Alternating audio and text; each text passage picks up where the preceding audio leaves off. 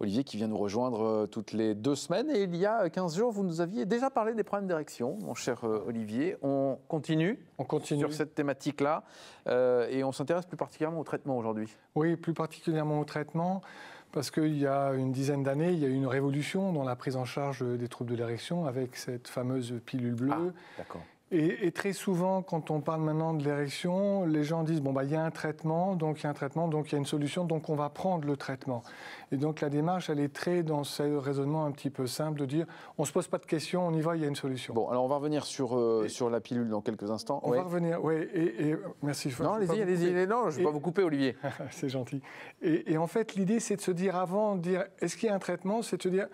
Avant de prendre le traitement, c'est est-ce qu'il y a quelque chose à traiter? Dans le sens où, on en a parlé il y a 15 jours ensemble, c'est d'abord de se poser la question, et brièvement revenir là-dessus, est-ce que j'ai une activité physique régulière? Est-ce que je suis suffisamment détendu pour que finalement cette activité sexuelle, l'érection, puisse être légitime d'une certaine façon?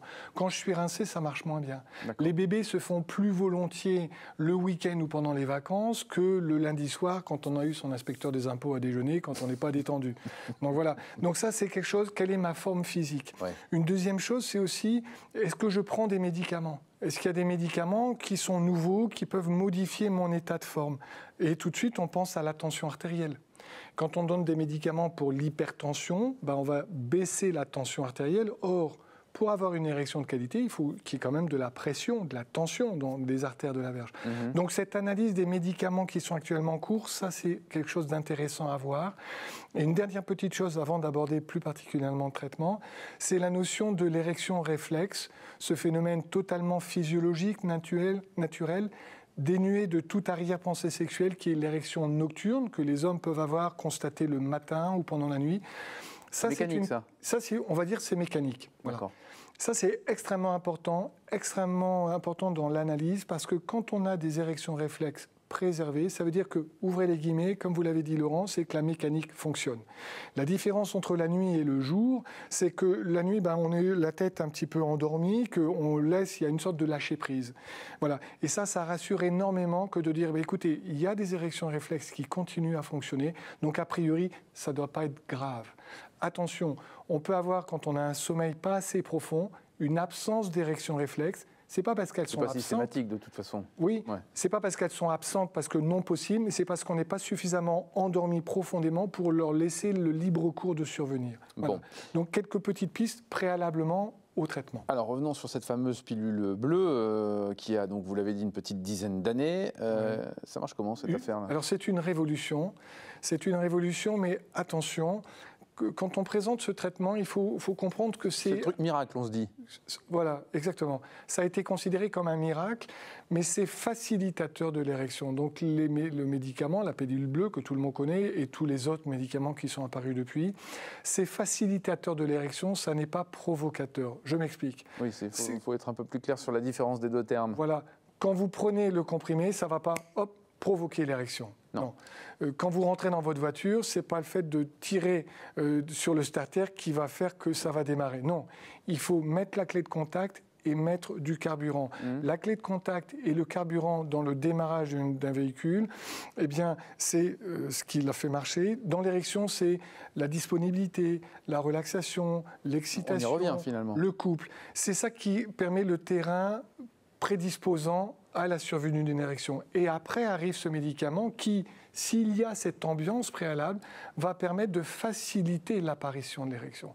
Donc quelqu'un qui va prendre le comprimé en disant comme ça je vais avoir une érection, mais qui est contrarié, qui n'est pas disponible, qui est un peu préoccupé, est-ce que ça va aller, tout ça, il risque finalement d'avoir quelque chose qui ne va pas marcher et de se dire en fait c'est que je suis vraiment malade, parce que même avec la pilule bleue miracle, ça ne marche pas.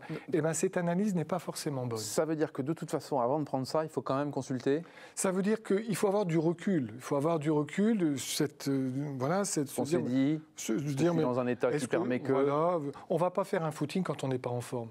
On ne va pas avoir une relation sexuelle si on n'est pas vraiment suffisamment en forme. Et effectivement, d'avoir l'œil critique, l'écoute de son médecin peut aider dans la pertinence de la prescription de ce type de médicament.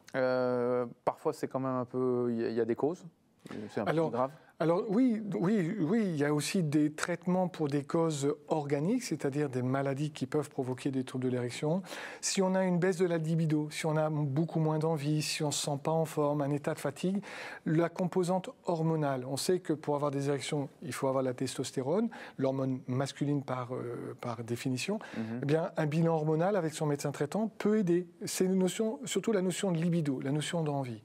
Et il y a une autre chose, et vous me tendez la perche là-dessus, c'est que quand on a un trouble de l'érection qui apparaît sur un espace de temps assez court, chez quelqu'un qui a un terrain qu'on sait être un terrain plutôt, ouvrez les guillemets, cardiaque ou vasculaire, on fume, on est un petit peu essoufflé, on n'a plus trop d'activité, on a du surmenage.